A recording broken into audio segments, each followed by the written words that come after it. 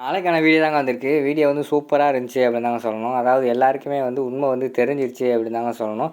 அதாவது கண்மணி வந்து மாசமாக இருக்கிற விஷயம் வந்து எல்லாத்துக்கும் தெரிஞ்சு போச்சு. அது மட்டும் இல்லாமல் ஹாஸ்பிட்டலில் வந்து கண்மணிக்கு ரிப்போர்ட்டெல்லாம் எடுக்க ஆரம்பிச்சிட்டாங்க அப்படின்னு தாங்க சொல்லணும். எல்லாத்துக்குமே உண்மை வந்து தெரிய போகுது அப்படின்னு தாங்க சொல்லணும். அதெல்லாம் பார்க்குறதுக்கு நம்ம சேனலை மட்டும் மறக்காமல் லைக் அண்ட் சப்ஸ்கிரைப் மட்டும் பண்ணிடுங்க. ஃபஸ்ட்டு எடுத்தோன்னா இந்த வள்ளி செட் பண்ண ஆள் இருக்காங்களா, அந்த அக்கா வந்து கை செக் பண்ணிக்கிட்டு இருக்காங்க. அந்த நேரத்தில் வந்து சார் போஸ்ட் அப்படிங்கிற மாதிரி வந்து வெளியில் ஒருத்தர் வந்து போஸ்ட் கொண்டு வந்துடுறாரு. இவன் வேறு இந்த நேரத்தில் வந்துட்டானே அப்படிங்கிற மாதிரி சொல்லிவிட்டு நம்ம இவங்க வள்ளி வந்து ஃபீல் பண்ணிகிட்டு இருக்காங்க. டக்குன்னு அந்த போஸ்ட்டை வந்து போய் ராமச்சந்திரன் வந்து வாங்குறாங்க. வாங்கிட்டு ஓப்பன் பண்ணி பார்த்தோன்னா இவனுக்கு வேலையே கிடையாது. இதுக்கு முன்னாடி வந்து கடிதாசி அனுப்புனா இப்போ ஏதோ ரிப்போர்ட் அனுப்பியிருக்கான். இவனெல்லாம் சும்மா விடக்கூடாது அப்படிங்கிற மாதிரி சொல்லிட்டு இருக்காங்க. ஆனால் அதை கொடுங்க, என்னென்ன இப்படி பேசிக்கிட்டு இருக்கா, அது என்னென்னு பாருங்க ஃபஸ்ட்டு அப்படிங்கிற மாதிரி சொல்லிட்டு பார்க்காங்க. அது வந்து கண்மணி வந்து மாசமாக இருக்காங்க அப்படின்னு சொல்லிட்டு வந்திருக்கு. அதை பார்த்தோன்னே பயங்கரமான ஷாக் ஆகிடுது அவங்களுக்கு. ஆனால் இதில் என்ன வந்திருக்குன்னு தெரியுமாண்ணே அப்படிங்கிற மாதிரி கேட்காங்க. என்ன வந்திருக்கு அப்படிங்கிற மாதிரி வந்து ராமச்சந்திரன் கேட்காங்க. இதில் வந்து உன் மருமக வந்து மாசமாக இருக்கான்னு வந்திருக்கு. டேய் ராகவா, உன் பொண்டாட்டி மாசமாக இருக்காளாண்டா, அதான் அந்த ரிப்போர்ட்டில் வந்திருக்கு அப்படிங்கிற மாதிரி வந்து சொல்கிறாங்க. உடனே ராகவன் வந்து கொடுங்க அப்படின்னு சொல்லிட்டு அதை வந்து வாங்கி பார்க்குறாங்க. வாங்கி பார்த்தோன்னே அவங்களுக்கு வந்து பயங்கரமான ஷாக் ஆகிடுது. இன்னும் இப்படி வந்திருக்கு அப்படின்னு சொல்லிட்டு திருப்பி அதை வீரா வேறு வாங்கி பார்க்காங்க. கொடுங்க மாமா பார்க்குறேன் அப்படின்னு சொல்லிட்டு அவங்களும் வாங்கி பார்க்காங்க. வாங்கி ஓப்பன் பண்ணி பார்த்தா அதில் வந்து மாசமாக வந்திருக்காங்க அப்படின்னு சொல்லிட்டு வந்தோன்னே எல்லாருக்குமே பயங்கரமான ஷாக் ஆகிடுது. உடனே ராகவன் வந்து சொல்கிறாங்க, இங்கே பாருங்க அத்தை, என்னோடய ஒய்ஃப் மேலே தேவையில்லாமல் பழி போடாதீங்க. கண்மணி மேலே வந்து எனக்கு நம்பிக்கை இருக்குது. கண்டிப்பாக அவள் வந்து மாசமாக இருக்க மாட்டான்னு எனக்கு தெரியும். அதனால் தேவையில்லாமல் பேசாதீங்க அப்படிங்கிற மாதிரி சொல்லிட்டு இருக்காங்க. ஐயா உத்தமரசா, நீ இவ்வளோ நல்லவனாக இருப்பேன் நான் எதிர்பார்க்கலப்பா. நான் ஒரு நிமிஷம் வாரேன் அப்படின்னு சொல்லிட்டு விறுவிறுன்னு போய் ரூமில் இருந்து கண்மணி போடுற டேப்லெட்டோட அந்த மாத்திரை கூடு இருக்குல்ல, அதை வந்து எடுத்துகிட்டு வந்துடுறாங்க. இந்த இருக்கே மாத்திரைக்கூடு, இந்த மாத்திரைக்கூடு வந்து உன் பொண்டாட்டி போடுற மாத்திரைக்கூடு தான் சரியா. அவள் தான் அதை ரெகுலராக போட்டுக்கிட்டு இருந்தா.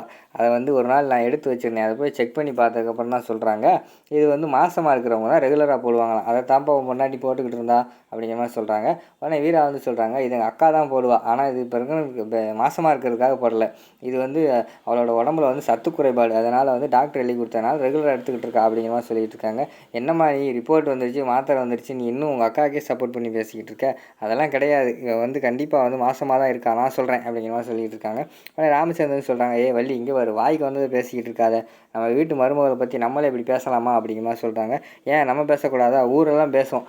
இந்த உண்மை மட்டும் தெரிஞ்சால் ராகவனோட பொண்டாட்டி வந்து மாசமாக தான் வந்தான்னு சொல்லிட்டு எல்லாருமே பேசுவாங்க அப்படிங்கிற மாதிரி அவங்களுக்கு சொல்லிக்கிட்டு இருக்கிற மாதிரி காட்டுறாங்க. உடனே ராகவன் வந்து சொல்கிறாங்க, இல்லை அத்தை, அப்படி இருக்க வாய்ப்பே கிடையாது. கண்மணி வந்து மாசமாக இருக்க மாட்டான், அவன் மேலே எனக்கு முழு நம்பிக்கை இருக்குது அப்படிங்கிற மாதிரி சொல்கிறாங்க. டேய் நீ வேணால் நம்பு, நான் நம்ப மாட்டேன். அவள் மாசமாக தான் இருக்கா. அப்படி அவள் மாசமாக இல்லைன்னு சொல்லிட்டு நிரூபிக்கன்னா ஒரு டெஸ்ட் எடுத்து பார்த்துட்டுங்க அப்படிங்கிற மாதிரி சொல்கிறாங்க. இன்னும் டெஸ்ட் எடுத்து பார்க்கவா, அதுக்கெல்லாம் நான் அனுமதி தர மாட்டேன். என் பொண்டாட்டி கொண்டு போய் டெஸ்ட் எடுக்க விடுவேன், நான் அதெல்லாம் விட மாட்டேன் அப்படிங்கிற மாதிரி ராகவன் சொல்கிறாங்க.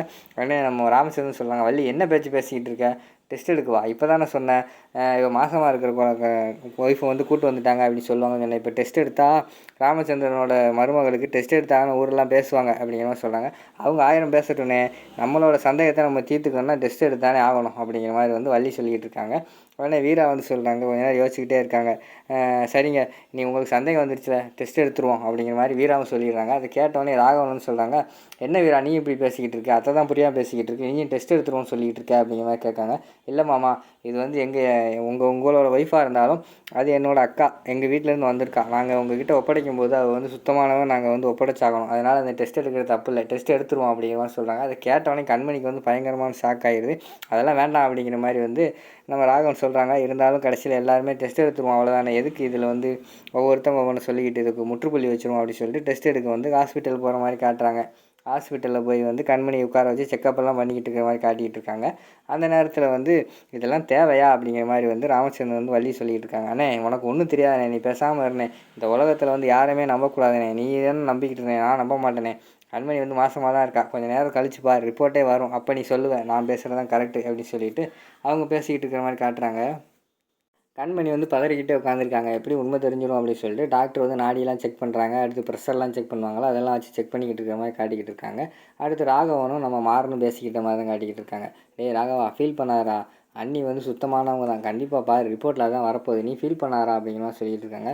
இல்லைடா, இருந்தால் அந்த டெஸ்ட்டெல்லாம் தேவையா பாரு, இப்போ வந்து நம்ம கல்யாணம் முடிச்சுட்டு வந்து அவங்கள அவமானப்படுத்துகிற மாதிரி இருக்குது அப்படிங்கிற மாதிரி சொல்லிகிட்டு இருக்காங்க. அந்த பக்கம் பார்த்தா நம்ம இவங்க இருக்காங்களா, கண்மணியோட அம்மா எல்லாம் அழுதுகிட்டு இருக்காங்க. என் பிள்ளைக்கு இப்படி ஒரு இதா, இப்போ தான் என்னோடய மகனை இழந்தேன், இப்போ என் பிள்ளைக்கு கெட்ட பேர் அப்படின்னு சொல்லிட்டு அவங்க அழுதுகிட்டு இருக்கிற மாதிரி காட்டிக்கிட்டு இருக்காங்க.